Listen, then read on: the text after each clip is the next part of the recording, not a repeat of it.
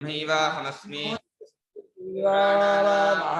करुणालयं नमामि भगवत्पादं शङ्करं लोकशङ्करं शङ्कराचार्यं केशवं बादरायणं सूत्रभाष्यकृतौ वन्दे भगवन्तो पुनः पुनः श्रीमच्छङ्करभगवत्पूज्यपादसद्गुरुभ्यो नमः।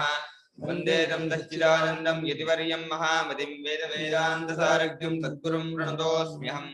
तदाहं सम्प्रदायज्ञं संयमीन्द्रं सदाश्रयं सद्गुरुं दच्चिदानन्दं सदाचारं समाश्रये। श्री श्री दच्चिदानन्देन्द्र सरस्वती महाधीः भगवो ब्रह्म। ನಿನ್ನೆ ಒಂದು ಪ್ರಶ್ನೆ ಮಾಡಿದೆ ಪೂರ್ವಪಕ್ಷಿ. ಅಲ್ಲ ರೀ, ಸ್ವಪ್ನ ದೃಶ್ಯಗಳು ಜಾಗೃತಿನ ವಾಸನೆಯಿಂದ ಬರುವಂಥದ್ದು, ಅದು ಬರೀ ವಾಸನಾಮಯವಾಗಿದ್ದು ಮನೋಮಯ ಮಾತ್ರವಾಗಿರ್ತಕ್ಕದ್ದು. ಎಚ್ಚರ ಹಾಗಲ್ಲ, ಎಚ್ಚರಕ್ಕೂ ಸ್ವಪ್ನಕ್ಕೂ ವ್ಯತ್ಯಾಸ ಇದೆಯಲ್ಲ ಅಂತ ಎಚ್ಚರ ದೃಷ್ಟಿಯಿಂದ ಅವನು ಆಕ್ಷೇಪ ಮಾಡಿದ. ಏನು ಅಂತ, ನಾನು ಜಾಗೃದ್ವಾಸನಾರೂಪಾ ಸ್ವಪ್ನದೃಶ್ಯಾ ತತ್ರಾದಯ ಸ್ವಪ್ನೇ ವಿದ್ಯಂತೆ. ಸ್ತ್ರೀಗಳಾಗಲಿ ಬಂಧುಗಳಾಗಲಿ ಧನಕನಕ ವಾಹನ ವಸ್ತುವಾಗಲಿ ಸ್ವಪ್ನದಲ್ಲಿ ನಿಜವಾಗಿಲ್ಲ, ಬರೀ ವಾಸನಾಮಯವಾಗಿ ತೋರೋದು, ನಿಜವಾಗಿಲ್ವಲ್ಲ ಅಂತ ಅಂದಿದ್ದಕ್ಕೆ ಭಾಷಿಗಾರ ಅಯ್ಯಯ್ಯ ಪೆದ್ದ ಭ್ರಾಂತಿ, ಅದು ಅತ್ಯಲ್ಪ ಇದು ಹೇಳ್ತಿರೋದು. ಜಾಗೃತ್ ವಿಷಯ ಅಪಿ ಮಾನಸ ಪ್ರತ್ಯಾಭಿನಿವೃತ್ತ ಏವಾ ಅಂದ್ಬಿಟ್ರು. ಎಚ್ಚರದ ವಿಷಯಗಳು ಮನಸ್ಸಿನಿಂದಲೇ ತಯಾರಾದವುಗಳು, ತೋರ್ಕೊಂಡವುಗಳು, ಉಂಟಾದವುಗಳೇ ಹೊರತು ಮನಸ್ಸಿಗಿಂತ ಬೇರೆಯಾಗಿ ಎಚ್ಚರ ಪ್ರಪಂಚವೂ ಇಲ್ಲ. ಇದು ಮಹಾಸೈನ್ಸ್. ಇದು ಅನುಭವಕ್ಕೂ ಯುಕ್ತಿಗೂ ಶಾಸ್ತ್ರಕ್ಕೂ ಹೊಂದ್ಕೊಳ್ಳುವಂಥದ್ದು. ಇದು ಇವತ್ತಿನ ನಮ್ಮ ಅದ್ವೈತ ವೇದಾಂತಿಗಳಿಗೆ ಎಷ್ಟೋ ಜನಕ್ಕೆ ಅರ್ಥವಾಗಿಲ್ಲ. ಬೇರೆ ಇರಲಿ, ಬೇರೆ ದ್ವೈತಿಗಳು ವಿಶಿಷ್ಟಾದ್ವೈತಿಗಳು ಅಥವಾ ಬೇರೆ ಒಂದು ಅದ್ವೈತಿಗಳೇ ಇದನ್ನ ಅಯ್ಯೋ ಹಂಗಲ್ಲ, ಇದು ವ್ಯಾವಹಾರಿಕ ಸತ್ಯ, ಇದು ಹಂಗನ್ಬಾರ್ದು ಹಿಂಗನ್ಬಾರ್ದು ಏನೇನೋ ಶಂಕರಾಚಾರ್ಯರಿಗೆ ಸಮಜಾಯಿಷಿ ಕೊಡಕ್ಕೆ ಹೋಗ್ತಾರೆ. ಶಂಕರಾಚಾರ್ಯರು ಜಾಗದ್ವಿಷಯಾಭಿ ಮಾನಸ ಪ್ರತ್ಯಾಭಿನಿವೃತ್ತ ಅಂತ ಸ್ಪಷ್ಟ ಹೇಳಿದ. ಗೌಡಪಾದರು ಮನೋದೃಶ್ಯಮಿದಂ ದ್ವೈತಂ ಅಂತ ಎಲ್ಲಿ ಹೇಳಿದ್ದಾರೆ ಅದನ್ನೇ ಹೇಳಿದ್ದಾರೆ. ಇದು ಅನುಭವಕ್ಕೂ ಹೊಂದುತ್ತೆ. ಯಾಕೆಂದ್ರೆ ಮನಸ್ಸಲ್ಲೇ ತೋರಿ ಮನಸ್ಸಲ್ಲೇ ಇದ್ದು ಮನಸ್ಸಲ್ಲೇ ಅಡಗೋದ್ರಿಂದ, ಮನಸ್ಸು ಬಿಟ್ರೆ, ಮನಸ್ಸು ಲೀನವಾದ್ರೆ, ಪ್ರಚಾರವಿಲ್ಲದ್ದಾದ್ರೆ ದ್ವೈತ ಕಾಣೋದೇ ಇಲ್ಲ. ಅಪ್ರಚರಿತೆ ಮನಸ್ಸಿ ಸ್ಪಂದಿತ ಮಪಿನ ಶಕ್ಯತೆ ಏನು ಮಾಡಿದ್ದಾರೆ ಶಂಕರಾಚಾರ್ಯರು. ಮನಸ್ಸಿನ ಪ್ರಚಾರವಿಲ್ಲ, ಅಲ್ಲಾಟವಿಲ್ಲ, ಅಲ್ಲಾಡಕ್ಕೂ ಆಗಲ್ಲ ನನಗೆ ಅಂದರು. ಅಂದ್ರೆ ಎಲ್ಲ ಅಲ್ಲಾಡೋದು ದೇಹವೂ ಮನಸ್ಸೇ, ಇಂದ್ರಿಯವೂ ಮನಸ್ಸೇ, ಹೊರಗಿನ ನಾಮರೂಪಗಳು ಮನಸ್ಸೇ, ಕಾಲದೇಶಗಳು ಮನಸ್ಸಿಗೆ. ಆ ಮನಸ್ಸು ಅಂದ್ರೆ ಆತ್ಮನೇ. ಹೇಗೆ ಅಲೆ ಅನ್ನೋದು ಸಮುದ್ರಕ್ಕಿಂತ ಬೇರೆ ಅಲ್ವೋ, ಮನಸ್ಸು ಅನ್ನೋದು ಕೂಡ ಆತ್ಮನಿಗೆ ಆ ರೀತಿ ಆಕಾರವಿತ್ತು ಹೋದಾಗ ಮನಸ್ಸು ಹೆಸರು. ಆತ್ಮ ಮನಸ್ಸು ಅಂತ ಎರಡಿಲ್ಲ. ಸಮುದ್ರ ಅಲೆ ಹೇಗೆ ಎರಡಿಲ್ವೋ, ಆತ್ಮನೇ ಮನಸ್ಸಾಗಿ ಎಲ್ಲ ವಿಶೇಷಗಳು ತೋರ್ತಾ ಇದ್ದಾನೆ ಅನ್ನೊಂಥ ಉತ್ತರ ಕೊಟ್ಟರು. ಆಮೇಲೆ ಅದಕ್ಕೆ ಶ್ರುತಿ ಉದಾಹರಣೆ ಕೊಡ್ತಾ ಇದ್ದಾರೆ. ಏನು, ಸದಿ ಈಕ್ಷ ಅಭಿನಿರ್ವೃತ್ತ. ಸತ್ತು ಈಕ್ಷರ ಕಾಣೋದು, ನೋಡೋದು, ಅದರಿಂದ ತಯಾರಾಗಿರ್ತಕ್ಕಂಥ ತೇಜೋಬನಗಳು. ಸತ್ಯ ಮನೋರೂಪದಿಂದ ನೋಡಿದ್ದು ತೇಜಸ್ಸನ್ನು, ಅಪ್ಪನ್ನು, ನೀರನ್ನು. ಆ ಸತ್ತಿನ ಈಕ್ಷಣೆಯಿಂದ ತಯಾರಾದದ್ದಾದ ತೇಜೋಬನ್ನಗಳ ಮಯವಾಗಿದೆ ಜಾಗೃತಿನ ವಿಷಯಗಳು. ಅಂದ್ರೆ ಏನಾಯ್ತು, ಸತ್ಯ ಮನೋರೂಪವಾಗಿ ತೇಜೋಬನ್ನವಾಗಿದೆ ಅಂದ್ರೆ ತೇಜೋಬನ್ನಗಳು ಮನಸ್ಸಿಗಿಂತ ಬೇರೆ ಅಲ್ಲ, ಮನಸ್ಸು ಸತ್ತಿಗಿಂತ ಬೇರೆ ಅಲ್ಲ. ಎಲ್ಲಿವರೆಗೆ ಸತ್ಯನ ಸ್ವರೂಪದಲ್ಲಿ ಅವಿದ್ಯೆ ಅಜ್ಞಾನ ಇರುತ್ತೋ, ಸತ್ಸ್ವರೂಪ ಏನೂ ಗೊತ್ತಿರಲ್ವೋ, ಅಲ್ಲಿವರೆಗೆ ಅದು ಮನಸ್ಸಾಗಿ ತೇಜೋಬನ್ನವಾಗಿ ನಾಮರೂಪವಾಗಿ ತೋರ್ತಾ ಇರುತ್ತೆ. ಇದು ಅದರ ಸ್ವಭಾವ. ಯಾಕೆ ಹಾಕಿ ತೋರ್ಬೇಕು ಅಂದ್ರೆ, ಹೇಗೆ ತೋರಿದ್ರು ಯಾಕೆ ಹಾಕಿ ತೋರ್ಬೇಕು ಪ್ರಶ್ನೆ ಇದ್ದೇ ಇರುತ್ತೆ. ಹೀಗೆ ತೋರ್ಬೇಕು, ಇನ್ನೊಂದು ತರಹ ತೋರ್ಬಹುದಲ್ಲ ಅಂದ್ರೆ ಆ ಇನ್ನೊಂದು ತರಹ ತೋರಿದ್ ಯಾಕೆ, ಅಲ್ಲೂ ಪ್ರಶ್ನೆ ಇದ್ದೇ ಇದೆ. ಈ ತೋರ್ತಾ ಇರೋದು ಸತ್ತಿಗಿಂತ ಬೇರೆ ಅಲ್ಲ ತಿಳ್ಕೊಳ್ಳೋಕ್ಕೋಸ್ಕರ ಹೇಳ್ತಾ ಇರೋದೇ ಹೊರತು ತೋರ್ತಾ ಇದೆ ನಿಜವಾಗಿದೆ ಅಂತ ಓದ್ತಾ ಇಲ್ಲ ಅವರು. ಇದು ಕಲ್ಪನೆ, ತೋರಿಕೆ ಮಾತ್ರ, ಇದು ನಿಜವಾಗಿರೋದಲ್ಲ ಅಂತ ಇವಾಗ ಶ್ರುತಿಯು ಕೊಡ್ತಾರೆ. ಸಂಕಲ್ಪ ಮೂಲಾ ಹಿ ಲೋಕಾಹ ಇತಿ ಚ ಉಕ್ತಂ. ಸಂಕಲ್ಪ ಮೂಲಾ ಹಿ ಲೋಕಾಹ ಇತಿ ಚ ಉಕ್ತಂ. ಸಮಕಲ್ಪದಾಂ ದ್ಯಾವಾ ಪೃಥಿವೀ ಇತ್ಯತ್ರ. ಸಮಕಲ್ಪದಾಂ ದ್ಯಾವಾ ಪೃಥಿವೀ ಇತ್ಯತ್ರ. ಎಲ್ಲಾ ಲೋಕಗಳು ಸಂಕಲ್ಪವನ್ನೇ ಮೂಲವಾಗಿಟ್ಕೊಂಡಿದೆ. ಸಂಕಲ್ಪ ಅಂದ್ರೆ ಮನಸ್ಸಿನ ವ್ಯಾಪಾರ. ಅದು ಮನಸ್ಸಿನ ಚಿಂತನೆ, ಕಲ್ಪನೆ, ಯೋಚನೆಗೆ ಸಂಕಲ್ಪ ಅಂತ ಮನಸ್ಸಿನ ವ್ಯಾಪಾರಗಳು. ಅದನ್ನು ಮೂಲವಾಗಿಟ್ಕೊಂಡು ಲೋಕಗಳು ಇರೋದು ಶ್ರುತಿ ಹೇಳ್ತಾ ಇದೆ. ಜಾವಾಭಿಗಳಿಗೂ ಸಂಕಲ್ಪ ಮಾತ್ರವಾಗಿದೆ, ಸಂಕಲ್ಪ ರೂಪ ತೋರ್ತಾ ಇದೆ ಅಂತ ಶ್ರುತಿಯೇ ಬಾಯ್ಬಿಟ್ಟು ಎಲ್ಲ ಸಂಕಲ್ಪಂ ಬ್ರಹ್ಮೇತ್ಯುಪಾಸನ ಬಂತಲ್ಲ, ಆ ಸಂಕಲ್ಪ ಬ್ರಹ್ಮೋಪಾಸನ ಪ್ರಸಂಗದಲ್ಲಿ ಎಲ್ಲ ಸಂಕಲ್ಪಾತ್ಮಕವಾಗಿಯೇ ಇದೆ ಈ ಜಗತ್ತೆಲ್ಲ. ಸಂಕಲ್ಪ ಬಿಟ್ಟು ಏನೇನೂ ಇಲ್ಲ. ಭಗವಂತನು ಸಂಕಲ್ಪ ಪ್ರಭವಾನ್ ಕಾಮಾನ್ ತ್ಯಕ್ತ್ವಾ ಸರ್ವಾನ್ ಶೇಷತಃ ಅಂತ ಗೀತೆಯಲ್ಲಿ ಎಲ್ಲ ಕಾಮಗಳು, ಎಲ್ಲ ವಿಷಯಗಳು ಸಂಕಲ್ಪದಿಂದಲೇ ಹುಟ್ಟುತ್ತೆ, ಸಂಕಲ್ಪಾತ್ಮಕವಾಗಿದೆ. ಗೀತೆಯಲ್ಲೂ ಭಗವಂತ ಹೇಳಿದ್ದಾನೆ, ಅದನ್ನ ಗಮನಿಸೋಲ್ಲ. ನಾವು ಯೋಚನೆ ಮಾಡಲ್ಲ. ಕಾಮಗಳು ಅಂದ್ರೆ ಕಾಮ್ಯಂತೆ ಐತಿ ಕಾಮಾಹ ಪದಾರ್ಥಗಳು ಅಂತ, ಬರೀ ಮನಸ್ಸಿನ ಬಯಕೆಗಳಲ್ಲ. ಹೊರಗಿನ ಪದಾರ್ಥಗಳು ಸಂಕಲ್ಪವೇ, ಸಂಕಲ್ಪಕ್ಕಿಂತ ಬೇರೆ ಇಲ್ಲ. ಎಲ್ಲ ಮನಸ್ಸಿನ ಸ್ಪಂದನ, ಅಲುಗಾಟ, ವೈಬ್ರೇಷನ್, ಮನಸ್ಸಿನ ಅಲುಗಾಟ. ಮನಸ್ಸೇ ಈ ಅಧ್ಯಾತ್ಮಿಕ ದೇಹೇಂದ್ರಿಯವಾಗಿ ಹೊರಗಡೆ ಪಂಚಭೂತವಾಗಿ ನಾಮನ ತೋರ್ತಾ ಇದೆ.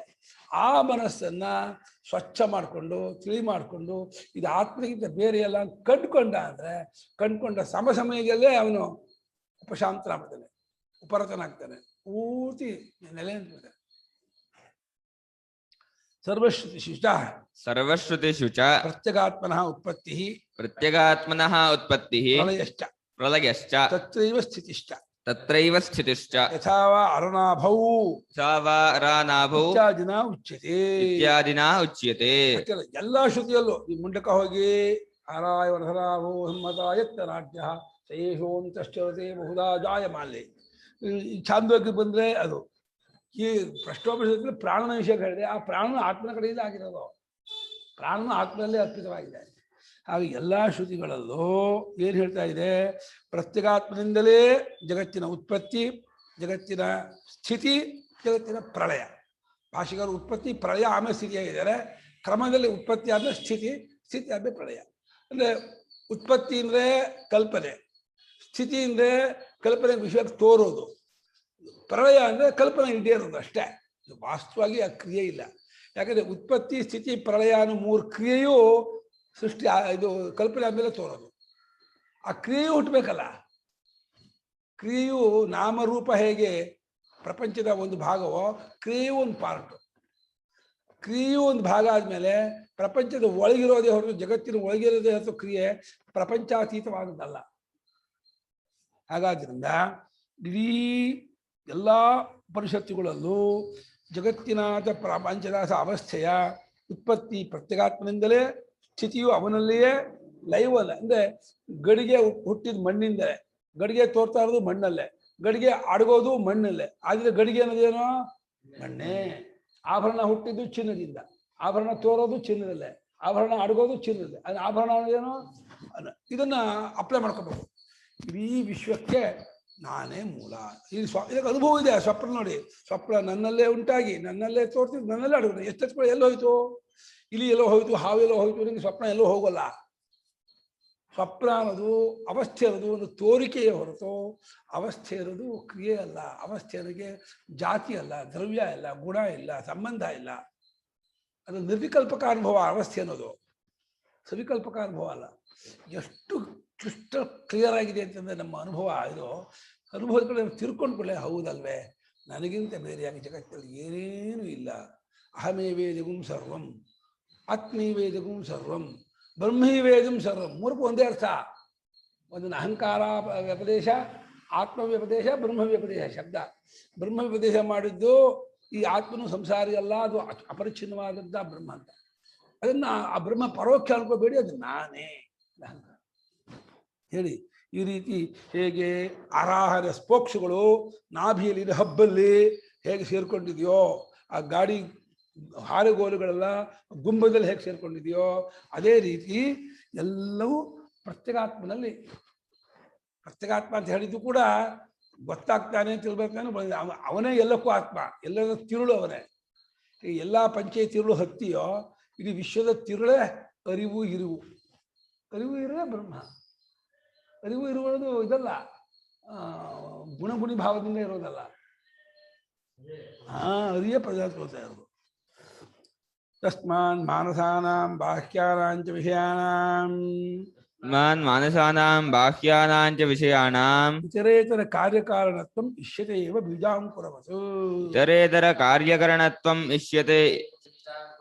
ಆದ್ದರಿಂದ ಮನಸ್ಸಿನ ಭಾವನೆಗಳು, ಹೊರಗಿನ ವಿಷಯಗಳು, ಹೊರಗಿನ ವಿಷಯಗಳು ಮನಸ್ಸಿನ ಭಾವನೆಗಳನ್ನು ಬಿಟ್ಟಿಲ್ಲ, ಮನಸ್ಸಿನ ಭಾವನೆಗಳು ಅದನ್ನು ಬಿಟ್ಟಿಲ್ಲ. ಆಸೆ ಅನ್ನೋದು ಹೇಗೆ ಒಂದು ವಸ್ತು ಬಿಟ್ಟಿಲ್ವೋ, ವಸ್ತು ಅನ್ನೋದು ಆಸೆ ಬಿಟ್ಟಿಲ್ವೋ, ಅದು ಅನ್ಯೋನ್ಯಾಶ್ರಯ. ಅದು ಇದರಲ್ಲೂ ಗೌಡಪಾದರು ಚಿತ್ತ ಚೈತ್ಯ ಅಂತ ಕೊಂಡಿದ್ದಾರೆ. ಚಿತ್ತದಲ್ಲಿ ಕಲ್ಪಿತವಾಗಿರೋದು ಚೈತ್ಯ. ಚೈತ್ಯವು ಚಿತ್ತ ಬಿಟ್ಟಿಲ್ಲ, ಚಿತ್ತವು ಚೈತ್ಯಾಕಾರವಿಲ್ಲದೆ ಬೇರೆ ಇಲ್ಲ. ಚೈತ್ಯಾಕಾರವಿಲ್ಲದೆ ಬರೀ ಚಿತ್ತ ಅನ್ನೋದಿಲ್ಲ. ಯಾವ ವಿಷಯಾಕಾರವೂ ಇಲ್ಲದೇ ಇರೋ ಮನಸ್ಸು ಅಂತಿಲ್ಲ, ಯಾವ ವಿಷಯಾಕಾರವೂ ಮನಸ್ಸು ಬಿಟ್ಟಿಲ್ಲ. ನಿಜವಾಗಿ ಮನಸ್ಸಿನ ಆಕಾರ ವಿಷಯ ಅಂತ ತೋರ್ತಾ ಇದೆ, ತೋರಿಸ್ತಾ ಇರೋದು. ಮಾನಸವಾಗಿರುವ ವಸ್ತುಗಳು, ಬಾಹ್ಯವಾಗಿರ್ತಕ್ಕಂಥ ವಿಷಯಗಳು. ಮಾನಸಾನಾಂ ಬಾಹ್ಯಾನಾಂ ವಿಷಯ, ಮಾನಸಾನಾಂ ವಿಷಯಾಣಂ ಬಾಹ್ಯಾನಾಂ ವಿಷಯಾಣಂ. ಮನಸ್ಸಿನ ವಿಷಯಗಳಾಗಲಿ ಬಾಹ್ಯ ವಿಷಯಗಳಾಗಲಿ ಒಂದಿನಕ್ಕೆ ಕಾರ್ಯಕಾರಣ ಭಾವ ನಾವು ಇಟ್ಕೊಂಡಿದ್ವಿ. ಕಾರ್ಯಕಾರಣ ಭಾವನೇನೋ ಪೌರಾಪರ್ಯ ಕ್ರಮದಲ್ಲಿ ಕಾರ್ಯಕಾರಣ ಭಾವ. ಕಾರ್ಯಕಾರಣ ಭಾವ ಅಂದರೆ ಲೋಕದಲ್ಲಿ ಒಂದು ಕಾಲದಲ್ಲಾಗೋ ಕಾರ್ಯಭಾವ. ಮೊದಲು ಮನಸ್ಸಲ್ಲಿ ತೋರಿದ್ದು ಕಾರ್ಯ, ಮನಸ್ಸು ಕಾರಣ ಅಂತ. ನಿಜ ಹೇಳಿದ್ರೆ ಎರಡೇ ಅಲ್ಲ ಅದು ಕಾರ್ಯಕಾರಣ ಭಾವನಕ್ಕೆ. ನಾವು ಕಾರ್ಯಕಾರಣ ಭಾವನ ಒಪ್ಪಿಯೇ ಇದ್ದೀವಿ ಅಂತಂದ್ರೆ ಇದಕ್ಕೆ ಯಾವುದು ಮೊದಲು ಯಾವುದು ಆಮೇಲೆ ತೋರ್ಸೋಕ್ಕಾಗಲ್ಲ. ಬೀಜಾಂಕುರದಂತೆ, ಬೀಜ ಮುಂಚೆನೋ ವೃಕ್ಷ ಮುಂಚೆನೋ, ವೃಕ್ಷ ಬರೋಕ್ಕೆ ಬೀಜ ಬರಬೇಕು, ಬೀಜ ಬರೋಕ್ಕೆ ವೃಕ್ಷ ಬರಬೇಕು. ಹಾಗೆ ಈ ಮನಸ್ಸಿನಲ್ಲಿ ನಾವು ಅನುಭವ ಕಡೆಯಲ್ಲಿ ಮನಸ್ಸು ಮುಂಚೆ ಅಂತ ಹೇಳ್ತೀವಿ. ಹೇಗೆ ನಮಗೆ ಹತ್ತಿರ ಮನಸ್ಸು ಆದಮೇಲೆ ವಿಷಯ ತೋರೋದು. ಅದು ಮನಸ್ಸು ಅನ್ನೋದು ಯಾವ ವಿಷಯಾಕಾರವೂ ಇಲ್ಲದೇ ಇರೋ ಮನಸ್ಸು ಅಂತ ಇಲ್ಲವೇ ಇಲ್ಲ. ಮನಸ್ಸು ಅಂತಂದ್ರೆ ಒಂದು ವಿಷಯಾಕಾರ ಕೂಡ್ಕೊಂಡ ಮನಸ್ಸೇ. ಹಾಗೆ ವಿಷಯಾಕಾರ ಮನಸ್ಸು ಬಿಟ್ಟಿಲ್ಲವೂ ಇಲ್ಲ, ಬಿಡಿಸೋಕೆ ಆಗಲ್ಲ. ಹೇಗೆ ಇದು ಇಷ್ಟು ನೂಲು ಇಷ್ಟು ಪಂಚೆ ಅಂತ ಹೇಗಿದೆ ತೋರ್ಸೋಕ್ಕಾಗಲ್ವೋ, ಬಿಟ್ಟಿಲ್ವೇ ಇಲ್ವೋ, ಹಾಗೆ ಮನಸ್ಸು ವಿಷಯ ಅನ್ನೋದು ಒಂದು ಬಿಟ್ಟು ಒಂದು ತೋರ್ಸೋಕೆ ಆಗಲ್ಲ. ಎರಡೂ ಕಲ್ಪಿತವೆ. ಹಾಗೆ ಎಷ್ಟು ಜನ ಬೈತಾರೆ ಈ ವಾಕ್ಯ ಅಂಡರ್ ಮಾಡಬೇಕು. ಮಾನಸಾನಾಂ ವಿಷಯಾಣಾಂ ಬಾಹ್ಯಾನಾಂಚ ವಿಷಯಾಣಾಂ. ಮನಸ್ಸಿನ ವಿಷಯಗಳಾಗಲಿ ಹೊರಗಿನ ಶಬ್ದಸ್ಪರ್ಶ ರೂಪದ ವಿಷಯಗಳಾಗಲಿ ಇತರ ಕಾರ್ಯಕಾರಣತ್ವವನ್ನು ನಾವು ಒಂದು ಹಂತಕ್ಕೆ ಒಪ್ಕೊಂಡಿದ್ದೀವಿ. ಇದೊಂದು ಪ್ರತಿಪತ್ತಿ ಕ್ರಮ, ಉಪದೇಶ ಕ್ರಮಕ್ಕಾಗಿ ಅಧ್ಯಾರೋಪ ದೃಷ್ಟಿಯಿಂದ ಮನಸ್ಸು ಕಾರಣ, ವಿಷಯಗಳು ಕಾರ್ಯ ಅಂಥೇಳಿ ನಾವು ಇಷ್ಟಪಟ್ಕೊಂಡೇ ಇದ್ದೀವಿ. ಬೀಜಾಂಕುರದಂತೆಯೇ ಅವು ಕಾರ್ಯಕಾರಣ ಭಾವ ಒಪ್ಕೊಂಡಿದ್ದೀವಿ. ಇದನ್ನು ಹಿಡ್ಕೊಂಡ್ಬಿಡ್ತಾರೆ. ನೀವು ಬೀಜಾಂಕುರದ ಕಾರ್ಯಕಾರಣ ಒಪ್ಕೊಂಡ್ಮೇಲೆ ಅಲ್ಲಿ ಬೀಜವೂ ಸತ್ಯ ವೃಕ್ಷವೂ ಸತ್ಯ ಅನ್ನೋಗೆ ಎರಡೂ ಸತ್ಯ ಅಂತ ಯಾಕೆ ಮಾಡ್ಕೋಬಾರ್ದು ಅಂತ. ದೃಷ್ಟಾಂತದ ಅಲ್ಲ ವಿವಕ್ಷಿತಾಂಶ. ದೃಷ್ಟಾಂತದಲ್ಲಿ ಒಂದು ಬಿಟ್ಟು ಒಂದು ಇಲ್ಲ ಅಂದರೆ ಅದು ಎರಡೂ ನಿಜವಲ್ಲ ಅಂತ ಅರ್ಥ. ಯಾವಾಗ ಅನ್ಯೋನ್ಯಾಶ್ರಯ ಆಗುತ್ತಲ್ಲ, ಅನ್ಯೋನ್ಯಾಶ್ರಯವಾದದ್ದು ಎರಡಕ್ಕೂ ಎಂಟಿಟಿ ಇಲ್ಲ, ಅಸ್ತಿತ್ವ ಇಲ್ಲ ಅಂತ ಅರ್ಥ. ಧರ್ಮಾಧರ್ಮದಿಂದ ಶರೀರವೋ, ಶರೀರದಿಂದ ಧರ್ಮಾಧರ್ಮವೋ? ಶರೀರ ಬರೋಕ್ಕೆ ಧರ್ಮಾಧರ್ಮ ಇರಬೇಕು, ಧರ್ಮಾಧರ್ಮ ನಡೆಯೋಕ್ಕೆ ಶರೀರ ಇರಬೇಕು. ಎರಡೂ ಪರಾವಲಂಬಿ. ಇನ್ನೊಂದು ನಾವು ಅನ್ಯೋನ್ಯಾಶ್ರಯ ಆದರೆ ಎರಡೂ ಇಲ್ಲ ಅಂತಾಗತ್ತೆ. ಅದಕ್ಕೆ ಭಾಷ್ಯಕಾರರು ಗೌಡಪಾದರು ಬೀಜಾಂಕುರಾಖ್ಯೋ ದೃಷ್ಟ ಅಂತ ಸದಾ ಸಾಧ್ಯ ಸಮುದ ಅಸಂಬಂಧೋ ವಿಷಾಣಮತ ಬಿಡುತ್ತೆ. ಎರಡು ಕೋಡಿಗೆ ಸಂಬಂಧ ಇಲ್ವಾ, ಇದು ಬಿಟ್ಟು ಅದಿಲ್ಲ ಅದು ಬಿಟ್ಟಿಲ್ಲ ಅಂದರೆ ಎರಡೂ ಇದು ಅಷ್ಟೇ. ಬೇರೆ ಬೇರೆ ಅಂದರೆ ಸಂಬಂಧವಿಲ್ಲ ಅಂತಾಗತ್ತೆ. ಒಂದೇ ಅಂದರೆ ಒಂದು ಎರಡಕ್ಕೆ ಯಾಕೆ ತೋರ್ತು ಅಂತ ಉತ್ತರ ಕೊಡಬೇಕಾಗತ್ತೆ. ಆದ್ದರಿಂದ ಪರಸ್ಪರ ಕಾರ್ಯಕಾರಣತ್ವವನ್ನು ನಾವು ವ್ಯವಹಾರ ಮಟ್ಟಕ್ಕೆ, ಒಂದು ಕ್ಷೇತ್ರದ ಮಟ್ಟಕ್ಕೆ ಕಾರ್ಯಕಾರಣ ಭಾವವನ್ನು ಒಪ್ಕೊಂಡೇ ಇದ್ದೀವಿ, ಬೀಜಾಂಕುರದಂತೆಯೇ. ಇದು ಮಧ್ಯಮಾಧಿಕಾರಿಗಳಿಗೆ ಸಮಾಧಾನಕ್ಕಾಗಿ ಹೇಳಿದ್ದು. ಇನ್ನೂ ಒಂದು ಸ್ಟೆಪ್ ಮುಂದಕ್ಕೆ ಹೋದರೆ ಇದು ಕಲ್ಪಿತ ಕಣಪ್ಪ, ಮನಸ್ಸೆಂಬುದೇ ಕಲ್ಪಿತವಾದದ್ದು. ಮನಸ್ಸು ಅನ್ನೋದು ನಿಜವಾಗಿ ಆತ್ಮನಿಗಿಂತ ಬೇರೆಯಾಗಿ ಇಲ್ಲವೇ ಇಲ್ಲ. ಆತ್ಮನೇ ಎಲ್ಲಿವರೆಗೆ ಆತ್ಮರೂಪದಿಂದ ಗೊತ್ತಾಗೋದಿಲ್ವೋ ಅದು ಮನಸ್ಸಾಗಿ ತೋರ್ತಾ ಇರುತ್ತೆ. ಇದು ತೋರದೆ ಏನಕ್ಕೆ ಸುಷುಪ್ತಿಯಲ್ಲಿ ಅಡಗಿರುತ್ತೆ ಅಂತೀವಿ. ಅಡಗಿರುತ್ತೆ ಯಾಕಂತೀವಿ ಅಂದರೆ ಮತ್ತೆ ಬರುತ್ತಲ್ಲ ಅನ್ನೋ ಕಾರಣಕ್ಕೆ. ಆ ಸುಷುಪ್ತಿಯಲ್ಲಿ ಅಡಗಿದ್ದು ಗೊತ್ತಾಗತ್ತೆ, ಅನುಭವ ಬರುತ್ತೆ ಅಂತ ಅರ್ಥ ಅಲ್ಲ. ಸುಷುಪ್ತಿಯಲ್ಲಿ ಮನಸ್ಸು ಬೀಜ ರೂಪವಾಗಿರುತ್ತೆ. ಸುಷುಪ್ತಿಯಲ್ಲಿ ಯಾರಿಗೂ ಅನುಭವ ಬರಲ್ಲ. ಸುಷುಪ್ತಿ ಅನ್ನೋದು ಸುತರಾಂ ಸುಪ್ತಿ. ಸುಷುಪ್ತಿ ಅಂದರೆ ಪೂರ್ತಿ ಅಡಗಿರೋದು ಆತ್ಮಸ್ವರೂಪ. ಅದು ಎಚ್ಚರ ದೃಷ್ಟಿಯಿಂದ ಅದು ಸುಷುಪ್ತಿ ಬೀಜ ರೂಪ ಇದು ಅಜ್ಞಾನ ಇರ್ತದೆ ಒಪ್ಕೊಂಡಿದ್ದೀವಿ ಒಂದು ಹಂತಕ್ಕೆ. ಅದು ಜ್ಞಾನವಾಗದೆ ಅದು ಅನುಮಾನ ಗಮ್ಯವೇ ಹೊರತು ಅನುಭವ ಗಮ್ಯ ಅಲ್ಲ. ಬೀಜ ರೂಪ ಆಗಿರುತ್ತೆ ಅನ್ನೋದು ಅನುಮಾನದಿಂದ ಒಪ್ಕೋಬೇಕು. ಅನುಮಾನದ ಪ್ರಾಮಾಣಿಕ ಅನುಭವ ಇದೇ ಇದ್ದಾಗ ಆ ಅನುಮಾನಕ್ಕೆ ಬರೀ ಒಂದು ಇಂಪೋಸು, ಅದಂಶನು ಅಷ್ಟೇ, ಆರೋಪ ಅಥವಾ ಇಟ್ಕೊಂಡಿರೋದು, ಒಪ್ಕೊಂಡಿರೋದು. ಹಾಗಾಗಿ ತುಂಬ ಒಳ್ಳೆ ವಾಕ್ಯ ಇದು. ಇಷ್ಟಿದೆ. ಯದ್ಯಪಿ ಬಾಹ್ಯ ಏವ ಮಾನಸಾಹ ಮಾನಸಾ ಏವ ಚ ಬಾಹ್ಯಾಹ. ಯದ್ಯಪಿ ಬಾಹ್ಯ ಏವ ಮಾನಸಾಹ ಮಾನಸಾ ಏವ ಚ ಬಾಹ್ಯಾಹ. ಆನೃತತ್ವಂ ತೇಷಾಂ ಕದಾಚಿದಪಿ ಸ್ವಾತ್ಮನಿ ಭವತಿ. ಆನೃತತ್ವಂ ತೇಷಾಂ ಕದಾಚಿದಪಿ ಸ್ವಾತ್ಮನಿ ಭವತಿ. ನೋಡಿ, ಬಾಹ್ಯ ಅನ್ನುವಂಥದ್ದು ಮನಸ್ಸೇ. ಮನಸ್ಸು ಅನ್ನೋದು ಬಾಹ್ಯವೇ. ಬಾಹ್ಯ ಮನಸ್ಸು ಬಿಟ್ಟಿಲ್ಲ, ಮನಸ್ಸು ಬಾಹ್ಯ ಬಿಟ್ಟಿಲ್ಲ ಅನ್ನೋದು ನಿಜವಾದರೂ ಕೂಡ ಆತ್ಮನಲ್ಲಿ ಅದು ತೋರ್ತಾ ಇದೆ ಇರೋದು ಸುಳ್ಳಲ್ಲ. ಆತ್ಮನಲ್ಲಿ ಅದೆರಡು ತೋರ್ತಾ ಇರೋದು ಮಾತ್ರ ಸುಳ್ಳಲ್ಲ. ನಾ ಅನೃತ ಆತ್ಮನಲ್ಲಿ ಅದು ಇದಾಗಿರೋದು, ಕಲ್ಪಿತವಾಗಿರೋದು. ಆತ್ಮನಲ್ಲೇ ತೋರ್ತಾ ಇದೆ ಅನ್ನೋದ್ರ ಬಗ್ಗೆ ಸುಳ್ಳಲ್ಲ ಅಂತದೆ. ಇದಕ್ಕೆ ಏನ್ ಅರ್ಥ ಮಾಡ್ತಾರೆ? ಅದು ಸುಳ್ಳಲ್ಲ, ಆತ್ಮನಲ್ಲಿ ಅದು ಇದೆ ಅಂತ ಅರ್ಥ ಮಾಡ್ತಾರೆ. ಹಾಗಲ್ಲ, ಸುಳ್ಳಲ್ಲ ಆತ್ಮನಲ್ಲಿ ಇದೆ ಅಂತ ಹೇಳ್ತಾ ಇಲ್ಲ, ಆತ್ಮನಲ್ಲಿ ತೋರ್ತಾ ಇದೆ ಅನ್ನೋದು ಸುಳ್ಳಲ್ಲ ಅಂತ ಅರ್ಥ.